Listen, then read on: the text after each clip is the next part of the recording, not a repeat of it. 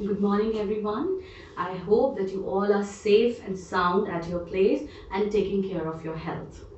Now, as we all are aware of the current scenario that we are unable to conduct your classes in the school. So here we have got this opportunity to make these videos so that we can connect you with your studies again. Alright. So I'm aware that many of you might not be able to buy the books. So here, first of all, I would like to give you a brief idea about the syllabus of your biology subject. So your biology subject, this is divided into 6 units. The first unit is basic biology. The second is plant physiology. Third is human anatomy and physiology. Fourth is human evolution, and fifth is population, and unit 6 is pollution. So I will start with plant physiology, and in plant physiology I will take up the first chapter in plant physiology, that is absorption in roots. Alright. So before I proceed further, I would like to tell you what is plant physiology. Now we all know that we all are living beings. So are plants. Plants are also living beings. So in order to live or survive, they need to perform few life functions. Alright. So study of these all life functions is known as plant physiology. When we study about their life functions, it is known as plant physiology. Alright. So in plant physiology, the first chapter that I have taken up here is absorption in roots. Now, first of all, as you all are aware, what are the functions of the roots? These all topics we are going to cover in this chapter. Functions of roots, what is the need of water and minerals for the plants, okay? What are the characteristics of roots for absorption of water, and the processes that are involved in the absorption of roots. Alright. So first of all, as you all are aware, what are the functions of roots? Now, the first function of the root is to support the plant. It fixes the plant into the soil. It supports the plant. Second is, it conducts water and minerals from the soil to different parts of a plant. Alright. So we are going to emphasize on this point that it conducts, it absorbs water and minerals. Roots absorbs water and mineral from the soil and conduct it to the different parts of the plant body. Alright.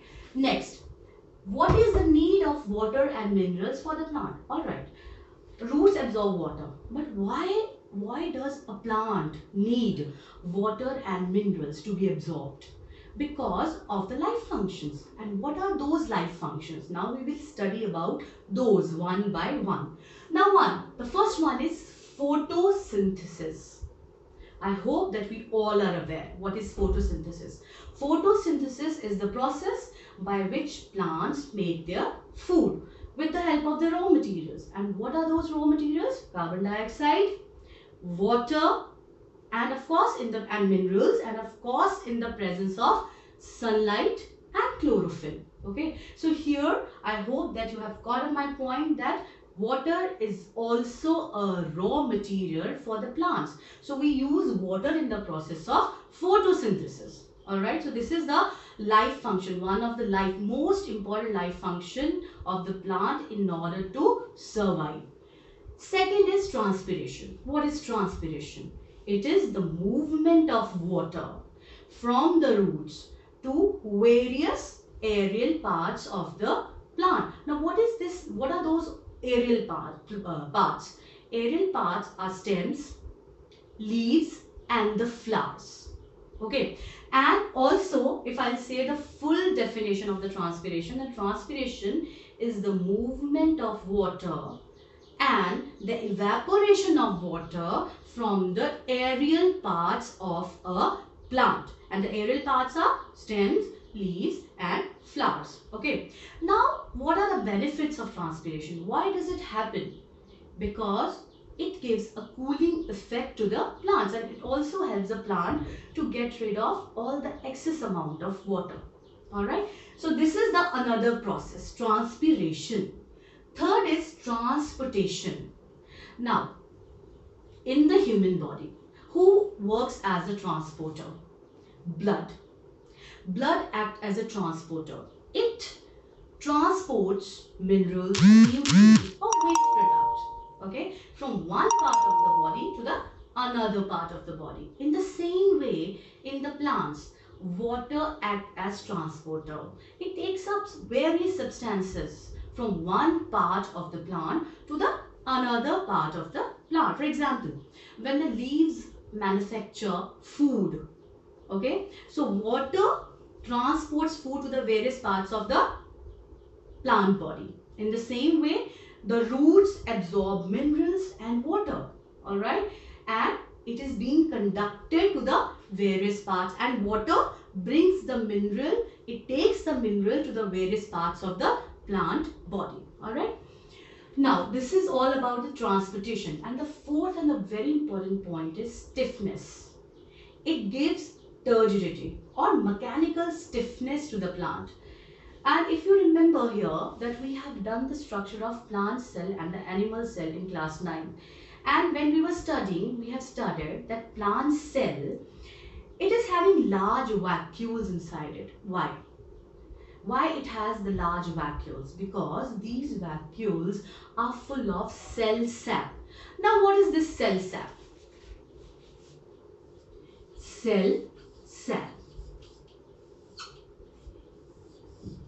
It is a liquid which is filled of salts, sugars and amino acids inside the vacuole. So cell sap is a type of liquid, a watery liquid we can say, which is full of sugars, amino acids and salts. Okay, so it is present in the vacuoles, and those vacuoles, they are quite large in size and they give rigidity or a mechanical stiffness to the cells of a plant. Okay, so I hope that all these points are clear. Here I told you that what is the need of water and minerals to be absorbed by the plants. Why plants need to absorb water and minerals with the help of roots.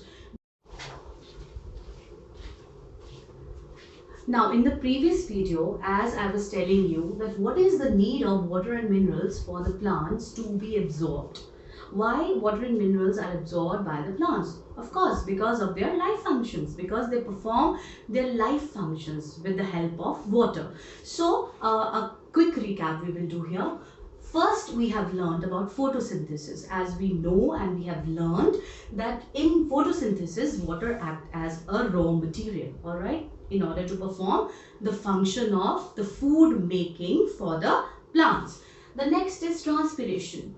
Here also we have learned that water plays a very important role since it gives a cooling effect, and also it gets, with the process of transpiration, the excess amount of water can be out of the plant.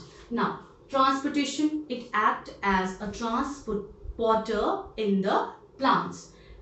Fourth one, stiffness, because of the water, because of the cell sap that is present in the vacuoles of the plant cell. It gives a great stiffness or rigidity to the plant cells. Alright, I hope these all 4 points are absolutely clear. Now, if I will go on further, then we will be doing this third point, that is the characteristics of roots for absorption of water. Why do we need roots to absorb water? What are those characteristics of the roots that make it so suitable to absorb the water? Alright, so the first characteristic of the root is greater surface area of roots, since they have a greater surface area. Now how? If you might have plucked a twig of grass or maybe a plant, you must have seen the structure at the below. You must have seen it looks like this, with lot of rootlets. A big tuft of rootlets. Okay. Now, since we have lot of rootlets in the roots, we have lot of rootlets, so they give more absorption area. They make the surface area more. More is the surface area, more is the water absorption. Okay. So this is the first point. This is the first characteristic of the root that enables it to absorb more amount of water. Now the second is cell sap of root root here has high concentration. Now I want to tell you something that you must have learned in class 8, process of osmosis. So what was that process? According to the process of osmosis, the water always travel, the water molecules, they always travel from the higher concentration to the lower concentration. Now, as I've already told you that what is a cell sap. Now, cell sap is a type of liquid which is present in the vacuoles, alright, and it contains lot of salts, sugars and amino acids. So they have lot of solute in it and lesser amount of water. Though cell sap is also a type of water which consists of salts, sugars and amino acids. But the amount of water which is present in the cell sap is not as higher as it is outside in the soil. So according to the definition of osmosis, as I have told you, that water travels from the higher concentration to the lower concentration. Now outer side in the soil, the water concentration is higher. The water concentration is higher, okay? In the soil, the water concentration is higher, and inside the roots or inside the root hairs, the water concentration is less. If you will observe, if you will observe roots very carefully, you will find very tiny hair-like extensions. What are those? Actually, those are the extensions of the outermost layer of the epidermis. And what is that epidermal layer? The epidermal layer is the outermost layer on the cells of the roots. So it is the extension. Root hairs, actually they are the extensions of those epidermal layer. So these root hairs, they absorb water. Alright. Now these root hairs are made up of cell sap. They have cell sap. They are made up of cells and they are having cell sap. And inside the cell sap, they have large quantity of salt, sugars and amino acids, as I have already told you before. But the water content is lesser than the outside water. So from where the water will travel? Of course, the water will travel from the soil to the root hair. From the higher concentration that is present in the soil to the lower concentration that is present in the cell sap. Okay, so this is the second point. This is another characteristics which makes the roots unable to absorb more and more of water. Another thing, walls. It has the layers. Okay, the roots, they have the layers, two layers. Their cells are made up of two layers. One is cell membrane, another one is cell wall. Outside they have a stiff cell wall. And this cell wall, as we have already studied before, that cell wall is very thin. Okay, but the cell membrane is thinner than the cell wall. Cell wall is fully permeable and cell membrane is semi-permeable. Alright, now what do I mean when I say fully permeable? Fully permeable means that it absorbs.